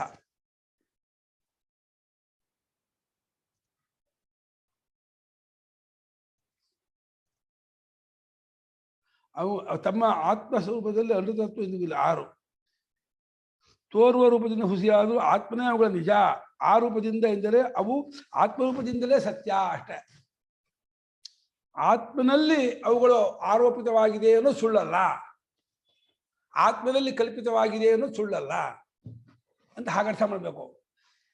ಇದು ಏನು ಈ ಕನ್ನಡ ವಾಕ್ಯ ತಪ್ಪರ್ಸಾಗ್ಬಿಡುತ್ತೆ. ಸ್ವಾಮಿ ಕನ್ನಡ ವಾಕ್ಯ ನೋಡಿದಾಗ ಅವುಗಳಿಗೆ ತಮ್ಮ ರೂಪದಲ್ಲಿ ಅನೃತತ್ವವು ಎಂದಿಗೂ ಇಲ್ಲ ಅಂದ್ರೆ ತಮ್ಮ ರೂಪದಿಂದ ಅನೃತತ್ವ, ತಮ್ಮ ರೂಪದಿಂದ ಸತ್ಯತ್ವ ಇದೆ ಅಂತ ಬಿಡುತ್ತೆ. ಕನ್ನಡ ನೋಡು, ನಿಜವಾದರೂ ಅವುಗಳಿಗೇನೆ ಆ ಬಾಹ್ಯ ವಿಷಯಗಳಿಗೂ ಮನಸ್ಸಿಗೂ ತಮ್ಮ ಆತ್ಮರೂಪದಲ್ಲಿ ಅನೃತತ್ವ ಎಂದು, ಆತ್ಮರೂಪದಲ್ಲಿ ಅನೃತತ್ವವಿಲ್ಲ. ಆತ್ಮರೂಪದಲ್ಲಿ ಅದು ಇರತಕ್ಕದ್ದು ಆತ್ಮನಿಗಿಂತ ಬೇರೆಯಾಗಿಲ್ಲ ಅನ್ನೋದು. ಅದು ಆತ್ಮರೂಪದಲ್ಲಿ ಅದು ಇರತಕ್ಕದ್ದು, ಅದು ಅನೃತವಲ್ಲ ಅಂತ, ಸುಳ್ಳಲ್ಲ ಅಂತ. ಆತ್ಮನಲ್ಲೇ ಇರ್ತಕ್ಕದ್ದು ಸುಳ್ಳಲ್ಲ, ಆತ್ಮದಲ್ಲಿ ಅನೃತತ್ವವಲ್ಲ ಅಂದ್ರೆ ಇವಾಗ ಹಾವು ಅನ್ನೋದು ಹಗ್ಗದಲ್ಲಿಯೇ ಇರ್ತಕ್ಕದ್ದು ಸುಳ್ಳಲ್ಲ. ಹಾವು ಸುಳ್ಳು, ಹಾವು ಹಗ್ಗದಲ್ಲಿಯೇ ಇರ್ತಕ್ಕದ್ದು ಎಂಬುದು ಸುಳ್ಳಲ್ಲ. ಅಂದ್ರೆ ಹಗ್ಗವೇ ಹಾವಾಗಿ ತೋರ್ತಾ ಇರೋದು ಅನ್ನೋ ಹಾಗೇನೆ ಇವುಗಳು ಬಾಹ್ಯವೂ ಮಾನಸವೂ ಒಂದೊಂದು ಬಿಟ್ಟಿಲ್ಲ, ಅನ್ಯೋನ್ಯಾಶ್ರಯವಾಗಿದೆ ಅಂತಾದರೂ ಆದರೆ ಸ್ವತಂತ್ರ ಎರಡು ಅಂತ ಅನ್ಕೋಬೇಡಿ. ಆತ್ಮರೂಪದಲ್ಲಿ ಕಲ್ಪಿತವಾದದ್ದು ಎರಡು. ನೀವು ಎರಡು ಅನ್ನೋದು ತಪ್ಪು ಗೊತ್ತಾ. ಮನಸ್ಸೇ ಎರಡಾಗಿ ತೋರ್ತಾ ಇರೋದು. ಬಾಹ್ಯ ಅಂದ್ರೆ ಬಾಹ್ಯ ಶಬ್ದಾದಿ ವಿಷಯಗಳು ಮನಸ್ಸು ಅಂತ ಎರಡಿಲ್ಲ. ಮನಸ್ಸೇ ಶಬ್ದಾದಿ ಬೇರೆ ತೋರ್ಕೊಂಡಾಗ ಬಾಹ್ಯ ಅನಿಸ್ಕೊಳುತ್ತೆ, ಅದನ್ನು ಅರಿತಾ ಇದೆಯೇನೋ ಮನಸ್ಸು ಅನಿಸ್ಕೊಳುತ್ತೆ. ಎಷ್ಟು ಮನಸ್ಸು ಎಷ್ಟು ಬಾಹ್ಯ ವಿಷಯ ಅಂತ ಬೈಫರ್ಕೇಶನ್ ಮಾಡೋಕ್ಕಾಗಲ್ಲ, ಅದು ಗೆರೆ ಇರೋಕ್ಕಾಗಲ್ಲ. ಇಲ್ಲಿವರೆಗೆ ಆ ಮನಸ್ಸು, ಇಲ್ಲಿಂದ ಮುಂದಕ್ಕೆ ಬಾಹ್ಯ ವಿಷಯ ಅಂತ ಮಾಡೋಕ್ಕಾಗಲ್ಲ. ಎಲ್ಲಿವರೆಗೆ ನೀರು, ಎಲ್ಲಿವರೆಗೆ ಗುಳ್ಳೆ ಮಾಡೋಕ್ಕಾಗಲ್ಲ. ಗುಳ್ಳೆಗೂ ನೀರಿಗೂ ಬೈಫರ್ಕೇಶನ್ ಮಾಡಿ ಇಷ್ಟು ನೀರು ಇಲ್ಲಿಂದ ಮುಂದೆ ಗುಳ್ಳೆ ಮಾಡೋಕ್ಕಾಗತ್ತನೋ? ಮತ್ತೇನೋ ನೀರೇ ಗುಳ್ಳೆಗೆ ತೋರ್ತಾ ಇರೋದು. ಆಗ ಮನಸ್ಸೇ ಬಾಹ್ಯ ವಿಷಯವಾಗಿ ತೋರ್ತಾ ಇದೆ. ಬಾಹ್ಯ ವಿಷಯ ಅನ್ನೋದು ಈ ದೇಹಾತ್ಮ ಬುದ್ಧಿ ಇಟ್ಕೊಂಡಂತ ಸಾಮಾನ್ಯ ಜನ ಇಟ್ಕೊಂಡು ನಮಗೆ ಪ್ರಪಂಚದಲ್ಲಿ ಪದಾರ್ಥ ಕಾಣುತ್ತಲ್ಲ ಅಂತಂದ್ರೆ ಇದನ್ನು ಅನುವಾದ ಮಾಡಿಕೊಂಡು ಅದೆಲ್ಲ ಮನಸ್ಸೇ ಅಂತ. ಇದು ಉದ್ದೇಶ. ಬಾಹ್ಯ ವಿಷಯ ಅಂದ್ರೆ ಉದ್ದೇಶ. ಎಲ್ಲವೂ ಮನಸ್ಸೇರಿದು ವಿಧೇಯ. ವಿಧೇಯ ಯಾವ್ದನ್ನು ಹೊಸದಾಗಿ ಹೇಳ್ತೀವೋ ಅದು ವಿಧೇಯ, ಯಾವುದನ್ನು ಅನುವಾದ ಮಾಡ್ಕೊಳ್ತೀವೋ ಅದು ಉದ್ದೇಶ. ಇದನ್ನು ನಾವು ಚೆನ್ನಾಗಿ ಊರಿಸ್ಕೋಬೇಕಮ್ಮ. ಪ್ರಪಂಚ ಅನ್ನೋದು, ನಾಮರೂಪ ಅನ್ನೋದು, ಈ ದ್ವೈತ ಅನ್ನೋದು ಮನಸ್ಸಿಗಿಂತ ಬೇರೆಯಾಗಿಲ್ಲ. ಮನಸ್ಸೇ ಹೀಗೆ ಕಾಣ್ತಾ ಇದೆ, ಇದು ಸ್ವಪ್ನದಂತೆಯೇ ಅನ್ನೋದನ್ನ ಪದೇ ಪದೇ ಪದೇ ಪದೇ ನಾವು ಇದನ್ನು ಮಾಡ್ತಾ ಇದ್ರೆ ಆವಾಗ ಮನಸ್ಸು ಹಂಗೆ ಆರ್ಬಿಡುತ್ತೆ, ಆರೋಗುತ್ತೆ. ಅದಕ್ಕೆ ಎಷ್ಟು ಸತ್ಯತ್ವ ಕೊಡ್ತೀರೋ ಪ್ರಪಂಚಕ್ಕೆ, ನಾಮರೂಪಕ್ಕೆ, ವಿಷಯಕ್ಕೆ, ಅಷ್ಟು ನಿಮ್ಮನ್ನು ಎಳೆಯುತ್ತೆ, ಅಷ್ಟು ನೀವು ಬಹಿರ್ಮುಖರಾಗ್ತೀರ. ಆಗ ಕಪ್ಪೆ ಚಿಪ್ಪೆ ತೋರ್ತಾರೆ ಬೆಳ್ಳಿ ಸುಳ್ಳು, ಬೆಳ್ಳಿ ಇಲ್ಲ ಅಂದ್ರೆ ಯಾರು ಅದನ್ನ ತಗೊಳಕ್ ಹೋಗಲ್ಲ, ನೋಡೋಕ್ಕೂ ಹೋಗಲ್ಲ, ಯಾವ ಸುಳ್ಳು ಬಿಡಿಯುತ್ತಾರೆ. ಹಾಗೆ ಅಷ್ಟರ ಮಟ್ಟಿಗೆ ಗೊತ್ತಾಗಬೇಕು ಪ್ರಪಂಚದ ವಿಷಯಕ್ಕೆ ಇದು ತೋರಿಕೆ, ಇದೊಂದು ಇಲ್ಯೂಷನ್ನು, ಇದು ಬರೀ ಭ್ರಾಂತಿ. ಎಷ್ಟರ ಮಟ್ಟಿಗೆ ನಾವು ಇದನ್ನು ಊರಿಸ್ಕೋತೀವೋ ಅಷ್ಟರ ಮಟ್ಟಿಗೆ ಮನಸ್ಸು ಸಮಾಧಾನ ಆಗುತ್ತೆ. ಯಾತಕ್ಕೆ ಸುಮ್ಮನೆ ಚಡ್ಪಡಿಸೋದು, ದುಡ್ಡಿಗಾಗಿ ಆಗಲಿ ಅಥವಾ ಧನಕನಕ ವಾಹನ ವಸ್ತುಗಾಗಿ ಆಗಲಿ ಏನಕ್ಕೆ ಚಡ್ಪಡಿಸೋದು ಅರ್ಥವಿಲ್ಲ. ಕನಸಿನ ಪದಾರ್ಥ ಚಡ್ಪಡಿಸ್ತೀಯನೋ, ಅಯ್ಯೋ ಇವತ್ತಿನ ಕನಸು ನೆನ್ನೆ ಕನಸಲ್ಲಿ ಮುರುಳೆ ಎಂಥ ಕನಸು ಬಂದಿತ್ತು ಗೊತ್ತಾ ನನಗೆ ಅಂತ ಹೇಳ್ತಾರೆ. ಏನು ಬಂದಿತ್ತಪ್ಪ? ಅದು ಬಂಗಾರದ ಕೊಡ ಸಿಕ್ಕಿತ್ತು. ಕೊಡನೂ ಬಂಗಾರದ್ದು, ಅದು ಒಳಗಿರೋದೆಲ್ಲ ಬಂಗಾರ. ಅಂಥ ಒಂದು ಕನಸಾಗಿತ್ತು ನನಗೆ. ಅಯ್ಯೋ ತರಬಾರ್ದನೋ ಶಿಷ್ಯ ಅಂತಂದ್ರೆ, ಅಯ್ಯೋ ಹೆಚ್ಚಾಗ್ಬಿಡ್ತು ಗುರುಳೆ, ಹೆಂಗೆ ತರಲಿ, ನೀವು ಹೋಗಿ ತಗೊಂಬ. ಎಲ್ಲಿ ತಗೊಂಬರಕ್ಕಾಗುತ್ತೆ? ಇಲ್ಲ, ಸುಳ್ಳು. ಮತ್ತೆ ಸುಳ್ಳಾದ್ಮೇಲೆ ಅಯ್ಯೋ ಹೋಮ ಮಾಡಿದ್ವಿ, ಕಳಸಲ್ಲಿ ಒಂದು ಬಂಗಾರ ಕೊಡ ಸಿಕ್ಕಿತ್ತು. ಕಳಸಲ್ಲಿ ಸಿಕ್ಕಿದ್ರೆ ಏನ್ ಪ್ರಯೋಜನವೋ? ಎಷ್ಟ ಸಿಗ್ಬೇಕು ಅಂತ ನಾವು ಅಂತೀವಿ. ಎಷ್ಟ ಕಳಸ ಎರಡು ಮನಸ್ಸು ಏನು ಬಂದ. ಮನಸ್ಸು ವಿಷಯ ಎರಡು ಅನ್ಯೋನ್ಯಾಶ್ರಯ ಎರಡು ಇಲ್ಲ ಅಂತ ಹೇಳಿದ್ಮೇಲೆ ಮತ್ಯಾಕೆ ಆತ್ಮನಲ್ಲೇ ತೋರುತ್ತೆ ಅಂತ ತಿರುಗಿ ಹೇಳ್ತಾ ಇದ್ದಾರೆ ಅದನ್ನ? ಅಲ್ಲಲ್ಲ, ಆತ್ಮ ತೋರ್ತಾ ಇದೆ ಅಂತ ಹೇಳಕ್ಕೋಸ್ಕರ ಅದಿಲ್ಲ ಅಂತ ಹೇಳಿ. ಇಲ್ಲ ಅಂತ ಹೇಳಿದ್ದು ಹೇಗೆ? ಆತ್ಮ ತೋರ್ತಾ ಇದೆ ಅನ್ನೋ ಕಾರಣಕ್ಕೆ ಅದಿಲ್ಲ ಅಂತ ಹೇಳಿದ್ದು. ಇಲ್ಲ ಅಂತ ಹೇಳೋದಕ್ಕೆ ಎವಿಡೆನ್ಸ್ ಆತ್ಮನೇ ಅದಕ್ಕೆ ಆಧಾರ ಆಗಿರೋದ್ರಿಂದ ನೀ ಇಲ್ಲ ಅಂತ ಪ್ರೂವ್ ಮಾಡಿ ಹೆಂಗ್ ಪ್ರೂವ್ ಮಾಡಿದ್ರೆ? ಆತ್ಮ ಆದಾಗ ನಿಯಮ ತಾನೇ ಅದು, ಎರಡು ಅನ್ಯೋನ್ಯಾಶ್ರಯ. ಹಂಗ್ ಬುದ್ಧಿ ತರ್ಕ ಮಾಡಲ್ಲ. ಬುದ್ಧಿ ಕೋಳಿಗೆ ಮೊಟ್ಟೆ ಕಾರಣ, ಮೊಟ್ಟೆ ಕೋಳಿ ಎರಡು ಸತ್ಯಾನತ್ಯ ಹೊರತು ಎರಡು ಸುಳ್ಳುನಲ್ಲ. ಬೀಜಕ್ಕೆ ವೃಕ್ಷ ಕಾರಣ, ವೃಕ್ಷಕ್ಕೆ ಬೀಜ ಎರಡು ನಿಜ ಅನ್ಕೊಂಡ್ಬಿಡುತ್ತೆ ಬುದ್ಧಿ. ಅದೆರಡಕ್ಕೂ ಆಧಾರವಾಗಿ ಇನ್ನೊಂದನ್ನು ತೋರಿಸಿದಾಗ ಅವಾಗ ಎರಡು ಇಲ್ಲ ಅಂತ ಒಪ್ಕೊಳತ್ತೆ. ಬುದ್ಧಿ ಏನ್ ಮಾಡ್ಬಿಡುತ್ತೆ, ಅಲ್ಲೇ ಇದಕ್ಕಿದ ಕಾರಣ ಇದಕ್ಕಿದ ಕಾರಣ ಎರಡು ಸತ್ಯ ಅನ್ಬಿಡುತ್ತೆ. ಎರಡು ಸುಳ್ಳು ಅನ್ಕೋಬೇಕಾ, ಎರಡು ಸತ್ಯ ಅನ್ಕೊಂಡ್ಬಿಡುತ್ತೆ. ಅದು ಬುದ್ಧಿಗೆ ಹಠ ಬಂದ್ಬಿಡುತ್ತೆ. ಕುಕ್ಕುಟಾಂಡ ನ್ಯಾಯ, ವೃಕ್ಷ ಬೀಜ ನ್ಯಾಯ ಅಂದ್ಬಿಡ್ತಾನೆ. ಏನ್ ನ್ಯಾಯ ಅದು? ಅನ್ಯಾಯ ಅದು. ಅಲ್ಲೇ ಸಿದ್ಧವಾಗಿಲ್ಲ, ಅದೇ ಸಾಧ್ಯ ಸಮ, ಅದೇ ಪ್ರೂವ್ ಆಗಿಲ್ಲ. ನೋಡಿ, ಬಾಹ್ಯವಾಗಿರ್ತಕ್ಕದ್ದೆಲ್ಲವೂ ಮಾನಸವೇ, ಮಾನಸವಾಗಿರ್ತಕ್ಕದ್ದೆಲ್ಲವೂ ಬಾಹ್ಯವೇ ಅಂತ. ಆದ್ರಿಂದ ಆತ್ಮನಿ ತೇಷಾಂ ಅನೃತತ್ವನ್ನ ಕದಾಚಿತ್. ಆತ್ಮನಲ್ಲಿ ಅದು ಸುಳ್ಳಾಗಿದೆ ಎಂಬುದು ಯಾವತ್ತೂ ಬಿಟ್ಟೋಗಲ್ಲ. ಆತ್ಮನಲ್ಲಿ ಅದು ತೋರ್ತಾ ಇರೋದು, ಆತ್ಮನಲ್ಲಿ ಕಲ್ಪಿತವಾಗಿರ್ತಕ್ಕದ್ದು ಅನ್ನೋದು ಯಾವತ್ತಿಗೂ ಅದು ಬಿಟ್ಟೋಗಲ್ಲ. ನಾನು ಸ್ವಪ್ನೇ ದೃಷ್ಟಾ ಪ್ರತಿಬುದ್ಧಸ್ಯ ಅನೃತಾ ಭವಂತಿ ವಿಷಯಾಃ. ನು ಸ್ವಪ್ನೇ ದೃಷ್ಟಾಃ ಪ್ರತಿಬುದ್ಧಸ್ಯ ಅನೃತಾ ಭವಂತಿ ವಿಷಯಾಃ. ಸ್ವಾಮಿ, ಸ್ವಪ್ನದಲ್ಲಿ ಕಂಡಂತಹ ಪದಾರ್ಥಗಳು ಎಚ್ಚೆತ್ತು ಕೂಡಲೇನೆಯೇ ಸುಳ್ಳಾಗ್ಬಿಡತ್ವೆ. ಯಾರಿಗೇ ಆಗಲಿ, ಏನೇನೇನು ಬಂಧು ಕಾಣ್ಲಿ, ಪದಾರ್ಥ ಕಾಣ್ಲಿ, ವ್ಯವಹಾರ ಮಾಡ್ಲಿ, ಎಚ್ಚೆತ್ತು ಕೂಡಲೇನೆ ಅದು ಅನೃತ ಆಗುತ್ತೆ. ಹೀಗಿದೆಯಲ್ಲ, ಸತ್ಯಮೇವ ಅದು. ಸತ್ಯಮೇವ. ನಿಜ. ಜಾಗ್ರದ್ಬೋಧಾಪೇಕ್ಷಂತು ತದನೃತತ್ವಂ ನ ಸ್ವತಃ. ಜಾಗ್ರದ್ಬೋಧಾಪೇಕ್ಷಂತು ತದನೃತತ್ವಂ ನ ಸ್ವತಃ. ಈ ವಾಕ್ಯ ಅಂಡರ್ ಮಾಡ್ಬೇಕು ನೋಡಿ. ಶಂಕರ ಸ್ವಾಮಿಗಳಿಗೆ, ಪರಮಾರ್ಥ ಚಿಂತಾಮಣಿಗೆ ಇದೆಲ್ಲ ಬೀಜರೂಪ. ಅಲ್ಲಯ್ಯ, ನೀನು ಸುಳ್ಳು ಅಂತಂದಿದ್ದು ಎಚ್ಚರ ದೃಷ್ಟಿಯಿಂದಲೇ ಹೊರತು ಅಲ್ಲಿ ಸುಳ್ಳು ನಿಂಗೆ ಅನುಭವ ಆಚರಣೆಯಾ? ಇವಾಗ ಇದನ್ನು ಕನಸು ನಾನು ಅಂದ್ರೆ ನೀವು ಒಪ್ಕೊಳ್ತೀನಿಯಾ? ಇವಾಗ ನೀನು ತೋರ್ತಾ ಇದೆಯಲ್ಲ, ನೀನು ಪಾಠ ಮಾಡ್ತಿರೋದು, ಅವರೆಲ್ಲ ಕೇಳ್ತಿರೋದು, ಮುಂದೆ ಇದಿರೋದು ಏನೋದು ಮಾನಿಟರು, ಟಿವಿ ಇರೋದು, ಈ ಪದಾರ್ಥ ಇರೋದು, ಜನ ಎಲ್ಲ ಸುಳ್ಳು ಒಂದು ಕನಸು ಅಂತಂದು ಒಪ್ಕೊಳ್ತೀನಿಯಾ? ಇದು ನಿಜಪ್ಪ, ಇದು ಎಚ್ಚರಪ್ಪ, ಈ ಸತ್ಯ. ಇಲ್ಲಿ ಹೇಗೆ ವಾದ ಮಾಡ್ತೀಯೋ, ಸ್ವಪ್ನದಲ್ಲೂ ಹಾಗೆ ವಾದ ಮಾಡ್ತಿದ್ದೆ. ಅಲ್ಲಿ ಯಾರಾದ್ರೂ ಬಂದು ಇದು ಕನಸು ಕಣಯ್ಯ, ಇದೆಲ್ಲ ಬರೀ ತೋರಿಕೆ ಕಣಯ್ಯ, ನೀನು ಎಲ್ಲೋ ಮಲಗಿದ್ದು ಇಲ್ಲಿ ನಮ್ಮ ಮುಂದೆ ಬಂದು ನಿಂತ್ಕೊಂಡಿದ್ಯಾ, ಇದೆಲ್ಲ ಕಲ್ಪನೆ ಅಂತ ಅಲ್ಲಿ ಯಾರಾದ್ರೂ ಬಂದು ಹೇಳಿದ್ರೆ ನಾವು ಒಪ್ತಿರ್ಲಿಲ್ಲ. ಅಲ್ಲೂ ಇಲ್ಲಿ ಹೇಗೆ ನಾವು ನೀವು ಎಲ್ಲೋ ಮಲಗಿದ್ದು ಇಲ್ಲಿ ಪಾಠ ಮಾಡ್ತಿದ್ದೀರಾ, ಕೂತ್ಕೊಂಡಿದ್ದೀರಾ ಯಾರಾದ್ರೂ ಅಂದ್ರೆ ನಾವು ಒಪ್ಕೊಳ್ಳೋದು. ಇದೇ ನನ್ನ ರೂಪ, ನಾನು ನಿಜವಾಗಿ ಇಲ್ಲಿ ಕೂತ್ಕೊಂಡಿದ್ದೀನಿ, ಪಾಠ ಮಾಡ್ತಾ ಇದ್ದೀನಿ, ನೀವೆಲ್ಲ ಕೇಳ್ತಾ ಇದ್ದೀರಾ, ಈ ಮನೆಯೆಲ್ಲ ಇದೆ, ಈ ಬೆಂಗಳೂರಿದೆ, ಜನ ಇದ್ದಾರೆ ಅಂತ ಹಠ ಮಾಡ್ತೀವಿ ಹೊರತು ಇದು ಸ್ವಪ್ನ ಅಂತ ಒಪ್ಕೊಳ್ಳೋಲ್ಲ. ಕನಸಿನಲ್ಲೂ ಹಾಗೆ ಹಠ ಮಾಡ್ತೀವಿ, ಅಲ್ಲಿ ಯಾರಾದ್ರೂ ಬಂದು ಹೇಳಿದ್ರೆ ಅಲ್ಲೂ ಒಪ್ಕೊಳ್ಳೋಲ್ಲ. ಆದರೆ ಎಚ್ಚರ ಅದಕ್ಕೆ ನಾಮಕರಣ ಮಾಡುತ್ತೆ ಕನಸು ಅಂತ. ಇದಕ್ಕೆ ಯಾರು ಆ ಅಧಿಕಾರ ಕೊಟ್ಟದ್ದು? ಎಚ್ಚರ ಪ್ರಮಾತೃ, ಎಚ್ಚರದ ಜೀವ ಪ್ರಮಾತೃ. ಅದಕ್ಕೆ ಕನಸು ನಾಮಕರಣ ಮಾಡಿ ಸುಳ್ಳು ಅಂತ ಹೇಳುತ್ತಲ್ಲ, ನೀನ್ ನೋಡಿದ್ಯಾ? ಮೊದಲೇ ಪ್ರಶ್ನೆ.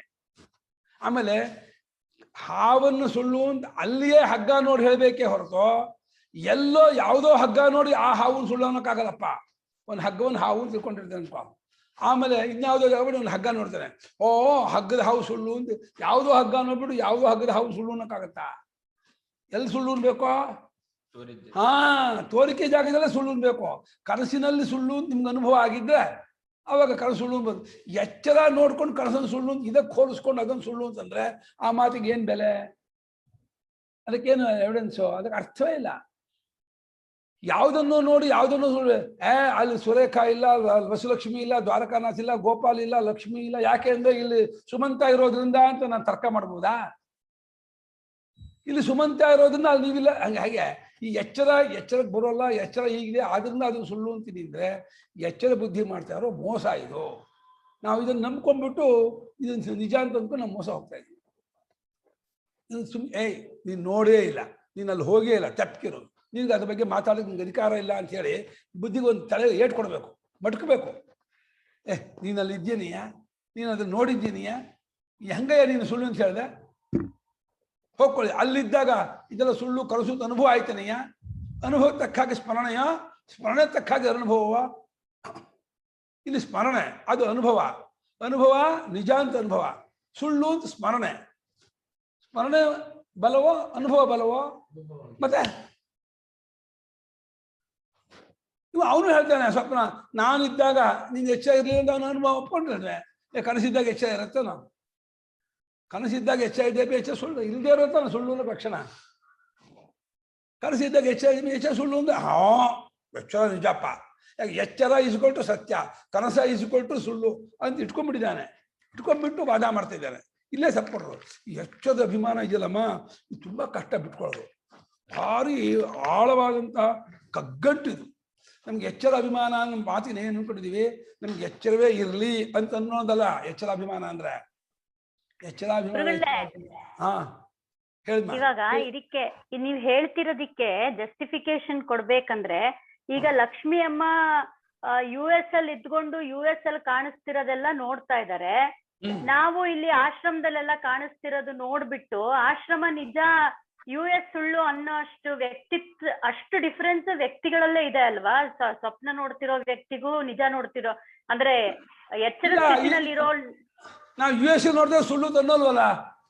ಅಲ್ಲ ಅದೇನೆ ನಾನು ಹೇಳ್ತಾ ಇರೋದು. ಈಗ ಈ ಪರಿಸ್ಥಿತಿನಲ್ಲಿ ಲಕ್ಷ್ಮಿ ಅಮ್ಮ US ನೋಡ್ತಿರೋದಿಕ್ಕೂ ನಾವ್ ಆಶ್ರಮ ನೋಡ್ತಿರೋದಿಕ್ಕೂ ವ್ಯಕ್ತಿಗತವಾಗಿ ಎಷ್ಟು ವ್ಯತ್ಯಾಸ ಇದೆಯೋ ಅಷ್ಟೇ ವ್ಯತ್ಯಾಸ ನಾನ್ ಎಚ್ಚರ ನೋಡ್ತಿರೋದು, ನಾನು ಅನ್ಕೊಂಡು ನೋಡ್ತಿರೋ ವ್ಯಕ್ತಿ ಸ್ವಪ್ನ ಅಷ್ಟೇ ವ್ಯತ್ಯಾಸ ಇದೆ ಅಲ್ವಾ? ದೇಹನೂ ಬೇರೆ, ಮನಸ್ಸು ಬೇರೆ, ಬುದ್ಧಿನೂ ಬೇರೆ, ಎಲ್ಲಾನು ಬೇರೆ ಅಲ್ವಾ? ಹೌದು, ಇಲ್ಲಿ ವ್ಯತ್ಯಾಸ ಇಲ್ವಲ್ಲ. ಇಲ್ಲೇನ್ ವ್ಯತ್ಯಾಸ ಇದೆ? ಅಲ್ಲ ಗುರುಗಳೇ, ಇವಾಗ ಈಗ ಎಚ್ಚರ ನೋಡ್ತಿರೋ ಶ್ರೀಲಕ್ಷ್ಮಿ ಅದೇ ಶ್ರೀಲಕ್ಷ್ಮಿ ಕನ್ಸು ನೋಡ್ತಾ ಇದ್ರೆ ಎರಡೂ ಒಂದೇ ಅಲ್ಲ ಅಲ್ವಾ ಅಂತ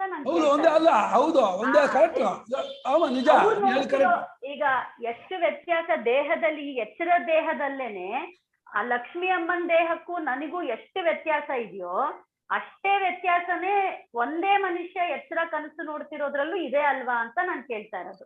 ನಾನು ದೃಷ್ಟಾಂತ ಸರಿಯಾಗಿ ದೇಹದಲ್ಲಿ ಅಲ್ಲೇ ಅಲ್ಲ ಎಚ್ಚರ. ಈ ದೇಹದಲ್ಲಿ ಎಚ್ಚರ ಅನ್ಕೊಂಡ್ಬಿಟ್ಟಿದ್ದೀರ. ದೇಹದಲ್ಲಿ ಎಚ್ಚರವಾಗೋಲ್ಲ.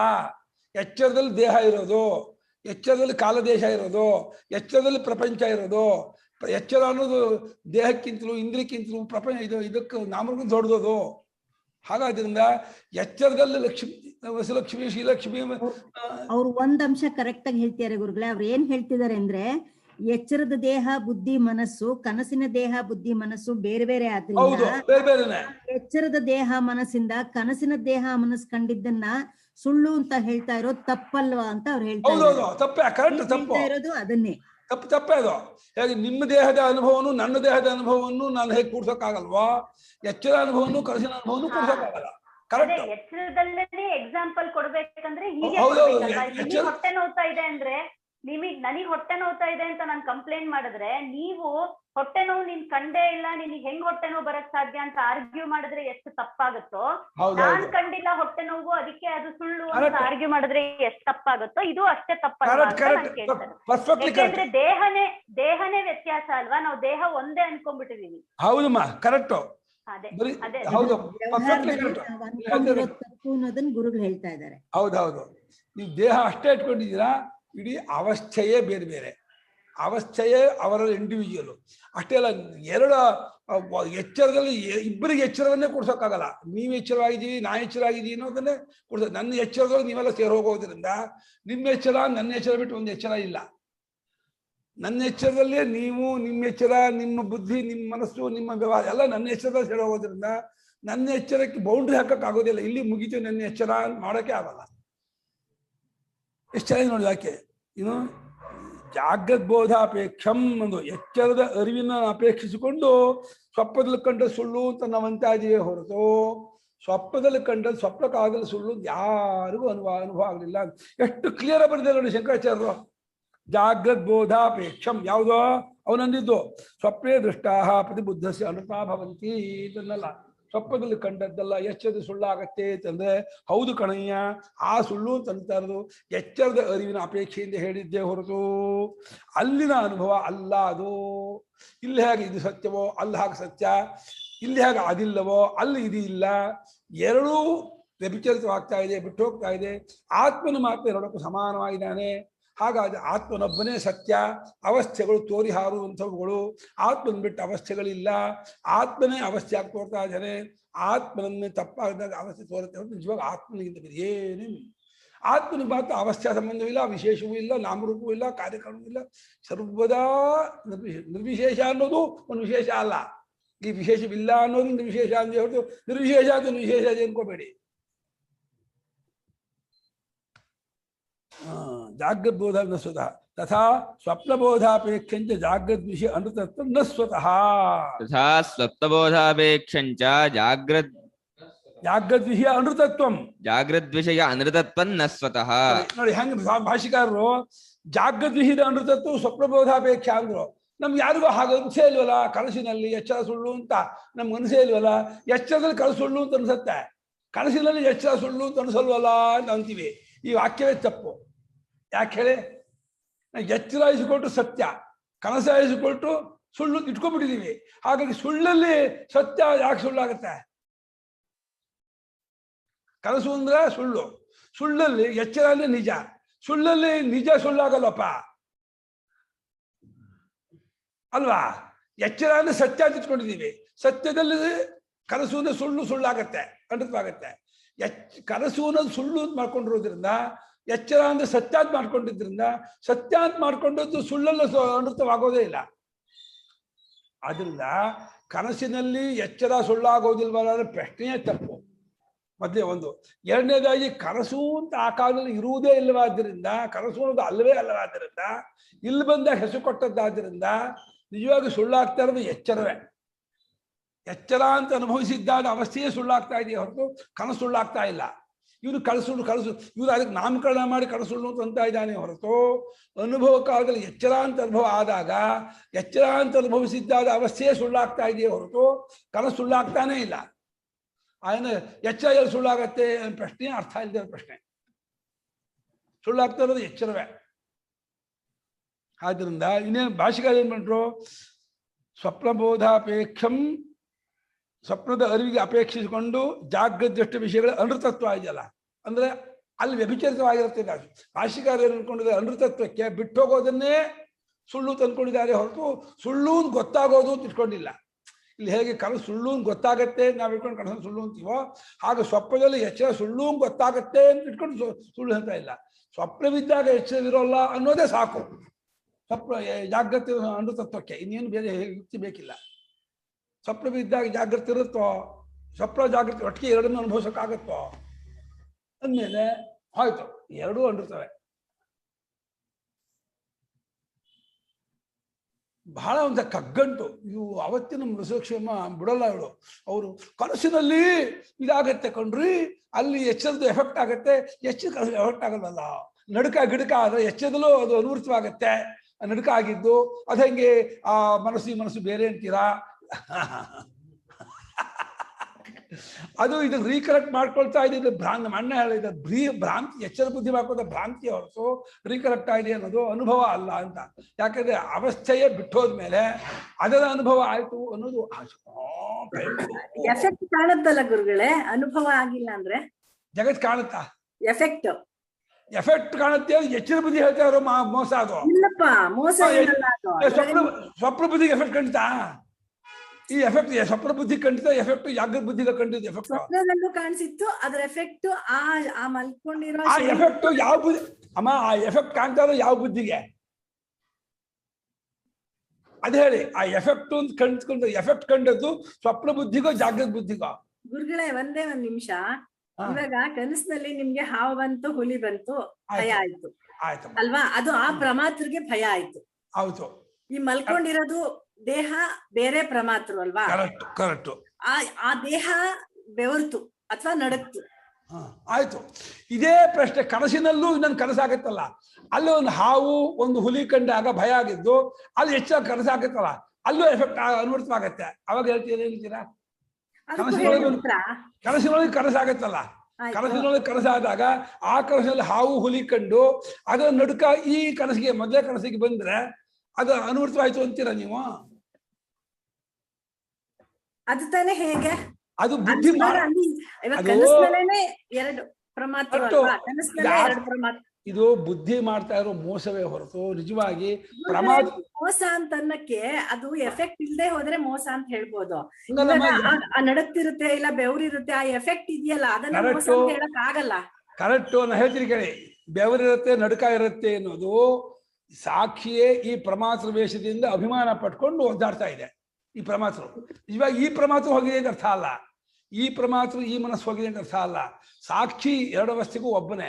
ಸಾಕ್ಷಿ ಆ ಪ್ರಮಾತ್ರ ವೇಷದಿಂದ ಯಾವ ಹಾವು ಹುಲಿ ಕಂಡು ಹೆದರಿತ್ತೋ ಪ್ರಮಾತರು, ಆ ಪ್ರಮಾತರು ಸ್ವಪ್ನ ಹೋಗುತ್ತಲೇ ಈ ಮತ್ತೆ ಎಚ್ಚರದ ಪ್ರಮಾತ್ರವಾಗಿ ಈ ಸಾಕ್ಷಿಯ ತೋರ್ಕೊಳ್ಳೋದ್ರಿಂದ ಆ ರೀಕರೆಕ್ಟ್ ಮಾಡ್ಕೊಂಡಂಗೆ ಹೆದರ್ಕೊಳ್ಳೋದು ಮಾಡುತ್ತೆ ಹೊರತು ವಾಸ್ತವವಾಗಿ ಈ ಪ್ರಮಾತ್ರ ಹೋಗಿದೆ ಅಂತ ಅರ್ಥ ಅಲ್ಲ.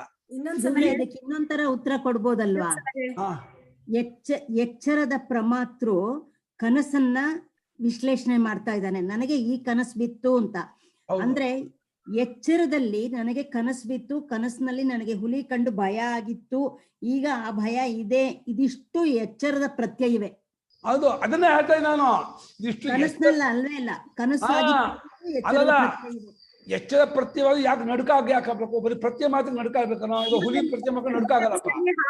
ಹುಲಿ ಬಂದ್ರೆ ನನಗೇನ್ ನಡ್ಕ ಬರಲ್ಲ. ಎಚ್ಚರ ಪ್ರತ್ಯಯ, ಎಚ್ಚರದಲ್ಲಿ ಹುಲಿ ಪ್ರತ್ಯಯ ಮಾಡ್ಕೊಂಡ್ರೆ ನಡುಕ ಆಗಲ್ಲ. ಹುಲಿ ಬಂದ್ರೆ ನಡ್ಕ ಬರಲ್ವಾ?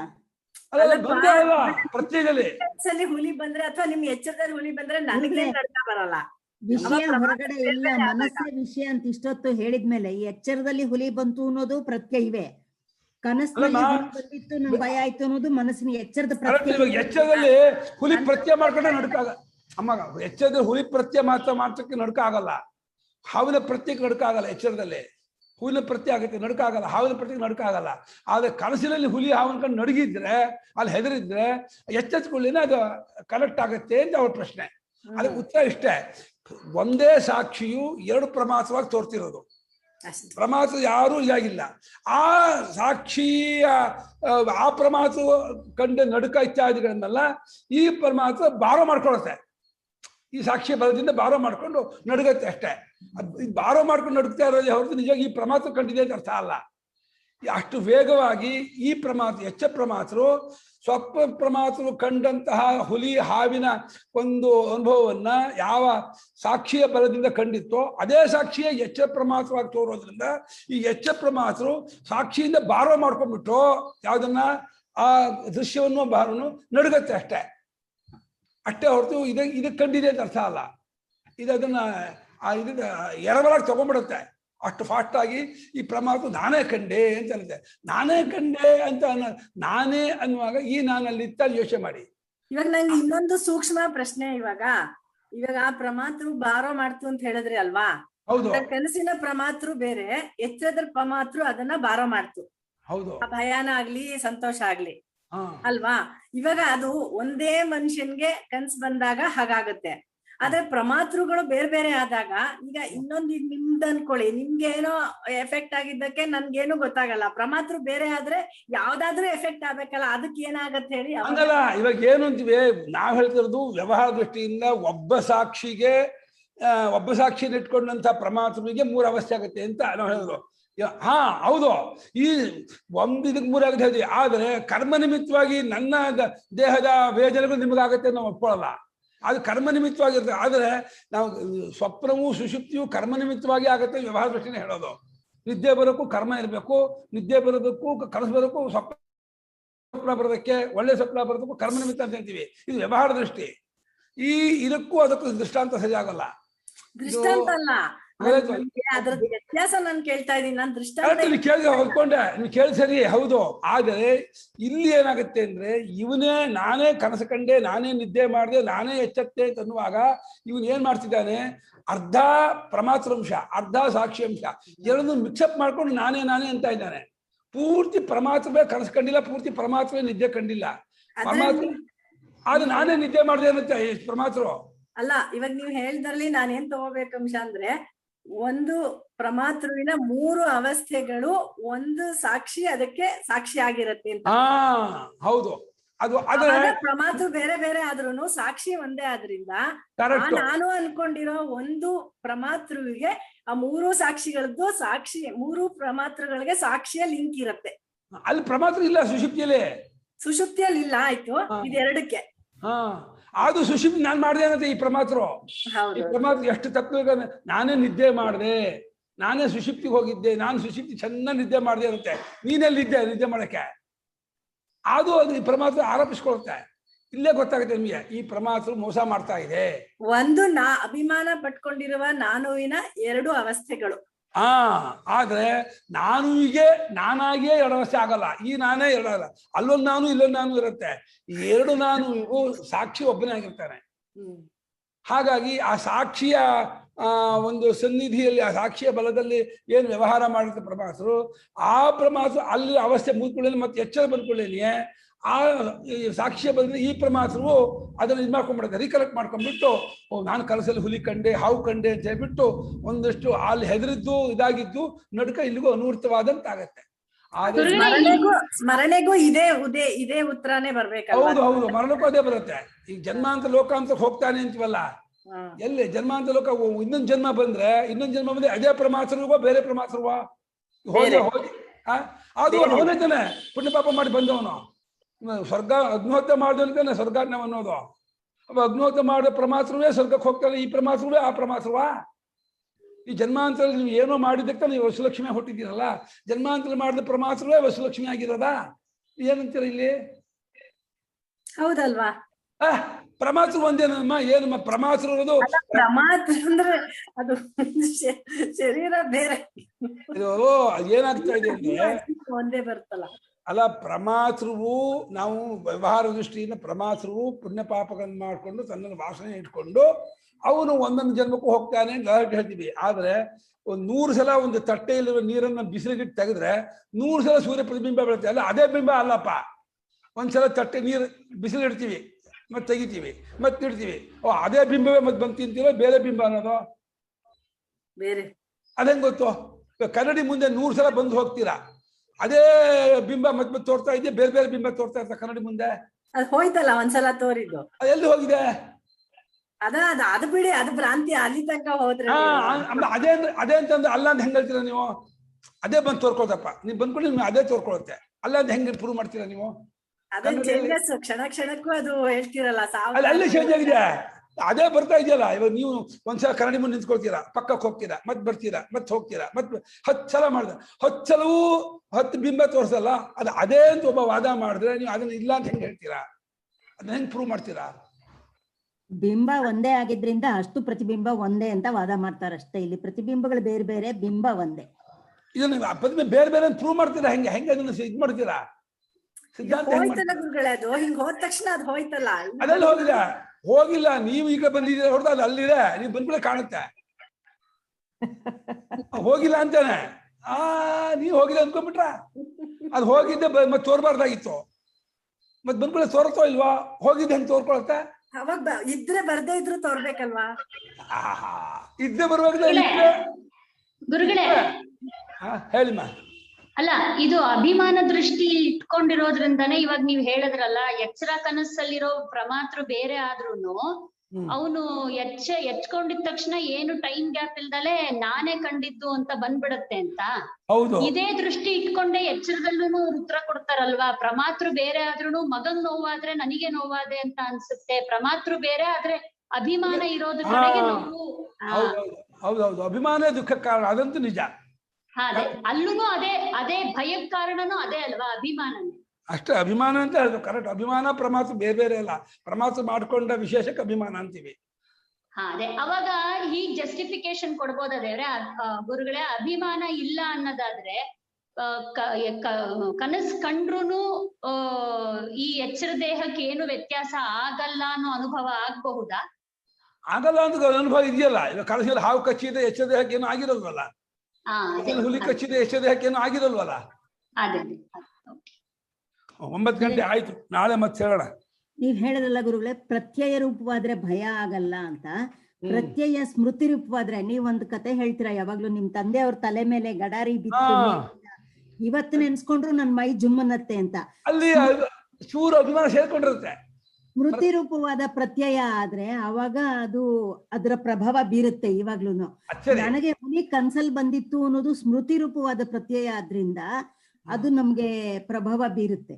ಇರ್ಬೋದು ಯಾಕೆಂದ್ರೆ ಇವಾಗ ಯಾವುದೋ ಘಟನೆ ಈಗ ಜ್ಞಾಪಿಸ್ಕೊಂಡು ಮೈಲ ರೋಮಾಂಚನ ಆಗುತ್ತೆ ಅಂತೀವಿ, ಆಮೇಲೆ ಕೆಲವೊಂದು ಜ್ಞಾಪಿಸ್ಕೊಂಡ್ರೆ ರೋಮಾಂಚನ ಆಗಲ್ಲ. ಅದು ಎಷ್ಟು ಮಟ್ಟಿಗೆ ಅದನ್ನ ಇನ್ವಾಲ್ವ್ ಆಗ್ತೀವಿ ಅನ್ನೋದ್ ಮೇಲೆ ಅದು ಎಫೆಕ್ಟ್ ಏನ್ ಮಾಡುತ್ತೆ ಅಂತ. ಆ ಜ್ಞಾಪಕ ಮಾಡ್ಕೊಂಡ್ರೆ ಎಷ್ಟು ಇನ್ವಾಲ್ವ್ ಆಗ್ತೀವೋ ಅದು ಎಫೆಕ್ಟ್ ಕೊಡುತ್ತೆ. ಇನ್ವಾಲ್ವ್ಮೆಂಟ್ ಇಲ್ಲದೆ ಸುಮ್ಮನೆ ಪ್ರತ್ಯಯ ಆದ್ರೆ ತೋರ್ ಹೋದ್ರೆ ಅದೇನು ಎಫೆಕ್ಟ್ ಮಾಡಲ್ಲ. ಅದು ಸ್ಮೃತಿ ರೂಪವಾದ್ರೆ ಅಂದ್ರೆ ಹಿಂದಿಂದನ್ನ ಜ್ಞಾಪಿಸ್ಕೊಂಡ್ರೆ ನಮಗ್ ಭಯ ಆಗುತ್ತೆ. ಅದಕ್ಕೆ ಸ್ಮೃತಿ ಎಲ್ಲ ಜ್ಞಾಪಿಸ್ಕೊಂಡೇ ಆಗೋದು, ಜ್ಞಾಪಿಸ್ಕೊಂಡ್ರೆ ಸ್ಮೃತಿ ಆಗೋದೇ ಇಲ್ಲ. ಅಲ್ಲ, ಸ್ಮೃತಿ ರೂಪದ ಪ್ರತ್ಯಯ, ಹಿಂದಿನ ಹುಲಿ ನೋಡಿದ ಪ್ರತ್ಯಯದ ಸ್ಮೃತಿ ರೂಪ, ಕನ್ಸಲ್ ಹುಲಿ ನೋಡಿದೆ ಅನ್ನೋ ಸ್ಮೃತಿ, ನಮ್ಮ ತಂದೆಗೆ ಏನೋ ಆಯ್ತು ಅನ್ನುವ ಸ್ಮೃತಿ, ಈ ರೂಪದ ಪ್ರತ್ಯಯ ಬಂದಾಗ ಇವತ್ತದ್ ಎದುರುಗಿಲ್ದೆ ಇದ್ರು ಭಯ ಆಗುತ್ತೆ. ಅಲ್ಲ, ಇನ್ನು ಕೆಲವು ಪ್ರತ್ಯಯ ಬಾಲ್ಯದ ಜ್ಞಾಪಕ ಭಯ ಆಗಲ್ವಲ್ಲ. ಕೆಲವು ಏನು ಸುಮ್ಮನೆ ಬಾಲ್ಯದಲ್ಲಿ ಅದ್ಯಾಕೆ ಆಗ್ಲಿಲ್ಲ ಅದ್ಯಾಕೆ ಆಯ್ತು ಅಂತ ಕೇಳಿದ್ರೆ, ಬಾಲ್ಯದಲ್ಲಿ ನಿಜವಾಗ್ಲೂ ನಿಮಗ್ ಭಯ ಆಗಿದ್ದು ಪ್ರತ್ಯಯ ಇವತ್ತು ಜ್ಞಾಪಕ ಬಂದ್ರೆ ಇವತ್ತು ಭಯ ಆಗುತ್ತೆ. ಅಲ್ಲ, ಭಯ ಆಗದೆ ಇದ್ದದ್ದು ಇನ್ನು ಯಾವುದೋ ಸಾಮಾನ್ಯ ಪ್ರತ್ಯಯ, ಅದು ಸ್ಮೃತಿ, ಇದು ಸ್ಮೃತಿ. ಈ ಸ್ಮೃತಿಯಾಗಿ ಭಯ ಕೊಡ್ತು, ಆ ಸ್ಮೃತಿಯಾಗಿ ಭಯ ಕೊಟ್ಟಿಲ್ಲ. ಆ ಸ್ಮೃತಿ ಭಯರೂಪದಲ್ಲಿ ಬಂದಿದೆ. ಪಟ್ಟ ಮೇಲೆ ಅಲ್ಲೊಂಚೂರು ಏನೋ ಸೇರಿಸ್ಕೋಬೇಕು ಆ ಸ್ಮೃತಿಗೆ. ಸಾಕ್ಷಿ ಇಲ್ದಲೆ ಅಲ್ಲಿ ಏನು ನೀವು ಹೇಳಕ್ ಬರೋದೇ ಇಲ್ಲ. ಸಾಕ್ಷಿಯ ಕಾಮನ್. ಸಾಕ್ಷಿ ಕಾಮನ್ ಅಂದ್ರೇನೆ ಅದಕ್ಕೆ ಒಂದು ಸೊಲ್ಯೂಷನ್ ಸಿಗತ್ತಿಲ್ಲ. ಹೌದೌದು, ಯಾವ ತರನು ಹೇಳಕ್ ಆಗಲ್ಲ ಅದು. ಹೌದು, ಆ ಸಾಕ್ಷಿಯಿಂದ ರೀಕರೆಕ್ಟ್ ಮಾಡ್ಕೊಳತ್ತೆ. ಈ ಪ್ರಮಾತರು, ಜಾಗೃತ ಪ್ರಮಾತರು ಸಾಕ್ಷಿ ಬದಿನ ರೀಕರೆಕ್ಟ್ ಮಾಡ್ಕೊಂಡ್ಬಿಟ್ಟು ಹೆದರ್ಕೊಂಡ್ಬಿಡುತ್ತೆ. ಅದು ನ್ಯಾಯವಾಗಿ ಸಾಕ್ಷಿಗೆ ಹೆದರಿಕೆ ಆಗಿಲ್ಲ, ಆದ್ರೆ ರೀಕರೆಕ್ಟ್ ಮಾಡ್ಕೊಂಡ ಪ್ರಮಾತರು ಹೆದರಿಕೆ ಆಗ್ಬಿಡತ್ತೆ. ಅವಾಗ್ಲೂ ಅಭಿಮಾನ ಇರುತ್ತಲ್ಲ, ಎರಡು ಪ್ರಮಾತ್ರಲ್ಲೂ ಇರುವ ಅಭಿಮಾನ ಸಾಕ್ಷಿಯಿಂದ ಕನೆಕ್ಟ್ ಆದಾಗ ಈ ಪ್ರಮಾತ್ರಿಗೆ ಎಫೆಕ್ಟ್ ಆಗತ್ತೆ. ಕರೆಕ್ಟ್, ಅದು ಅಭಿಮಾನ ಇರೋದ್ರಿಂದ ಎಫೆಕ್ಟ್ ಆಗತ್ತೆ. ಇದೇ ಎಫೆಕ್ಟ್ ಆಗಲ್ಲ. ಅಭಿಮಾನ ಬಿಟ್ಟು ಸುಮ್ಮನೆ ರೀಕಲೆಕ್ಟ್ ಇವಾಗ ಎಷ್ಟೋ ಕನಸನ್ನು ಜ್ಞಾಪಕ ಮಾಡ್ಕೋತೀವಿ, ಏನು ಆಗೋದೇ ಇಲ್ಲ. ಕೆಲವು ಕನಸು ಜ್ಞಾಪಕ ಮಾಡ್ಕೊಂಡಾಗ ಏನೋ ಆಗುತ್ತೆ ಅಂದ್ರೆ ಅಲ್ಲಿ ಅನುಭವಿಸುವಾಗ ಆ ರೀತಿಯಾಗಿ ಅನುಭವಿಸಿರ್ತೀವಲ್ಲ ಅಲ್ಲಿ ಕನಸಿನಲ್ಲಿ ಆಸ್ ಇಟ್ ಈಸ್ ರೀಕಲೆಕ್ಟ್ ಮಾಡ್ಕೊಂಡ್ಬಿಡ್ತಾನೆ, ಹೆದರಿಕೆ ಆಗ್ಬಿಡುತ್ತೆ. ಅದನ್ನೇ ಮತ್ತೆ ನಾಳೆ ಜ್ಞಾಪಿಸ್ಕೊಂಡಾಗ ಅವಾಗ ಆಗಿದ್ದ ಹಾಗೆ ಏನಾಗಲ್ಲ.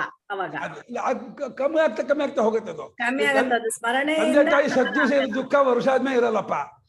ತಂದೆ ತಾಯಿ ಸತ್ತು ದುಃಖ ವರ್ಷ ಆದ್ಮೇಲೆ ಇರಲ್ಲ, 10 ವರ್ಷಕ್ಕೆ ಇನ್ನೂ ಕಮ್ಮಿ ಆಗತ್ತೆ. ಸ್ವಭಾವ ಅದು.